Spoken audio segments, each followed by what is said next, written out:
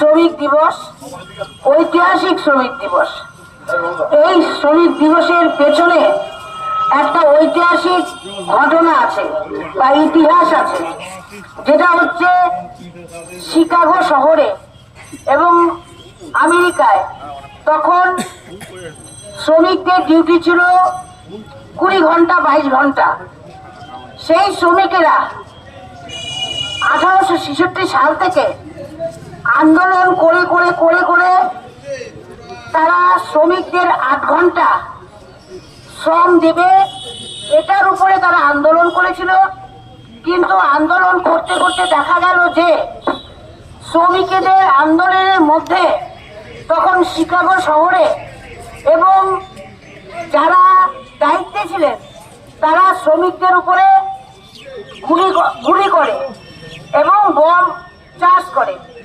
সেই সময় প্রায় 27 জন শ্রমিক প্রাণ হারান এবং যারা লিডারি দিচ্ছিলেন তাদের 27 জন শ্রমিককে তারা অ্যারেস্ট করে। পরবর্তী একজন সেখানে আত্মহত্যা করে মরেছিল, বাকিদের ফাঁসির মঞ্চে ঝুলিয়েছিলেন। সেই পরিপ্রেক্ষিতে তারপর থেকে বিশাল আকারে প্রায় 5 লক্ষ শ্রমিক জমায়েত হয়ে এই শ্রমিকদের 8 ঘন্টা আন্দোলনের দাবিতে একদম বিশাল আকার জমায়েত করেছিল। সেখানে তখন প্রশাসন দেখেছেন যে না, শ্রমিকদের আন্দোলনের যেটা বার্তা 8 ঘন্টা শ্রম তাদের পাওনা, সেটা আমাদের দিতে হবে, করতে হবে।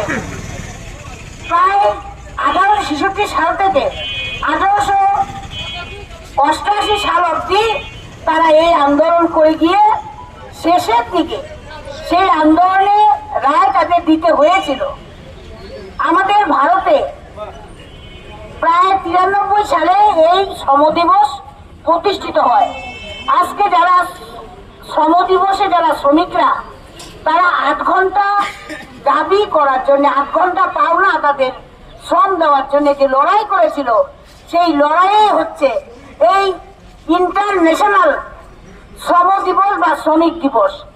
এই শ্রমিক দিবসে আমি সমস্ত শ্রমিকদের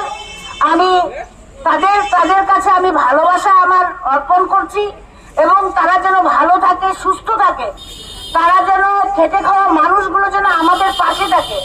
কারণ আজকে যদি শ্রম দিবসে শ্রমিকরা আমাদের কাছে না থাকে তাহলে আমাদের কোনো কাজ হবে না। সেই জন্য আজকে শ্রম দিবস, ঐতিহাসিক শ্রম দিবসে সমস্ত শ্রমিককে আমি আমার সবুজ সালাম জানিয়ে আমি আমার বক্তব্য শেষ করছি। নমস্কার, জয় হিন্দ।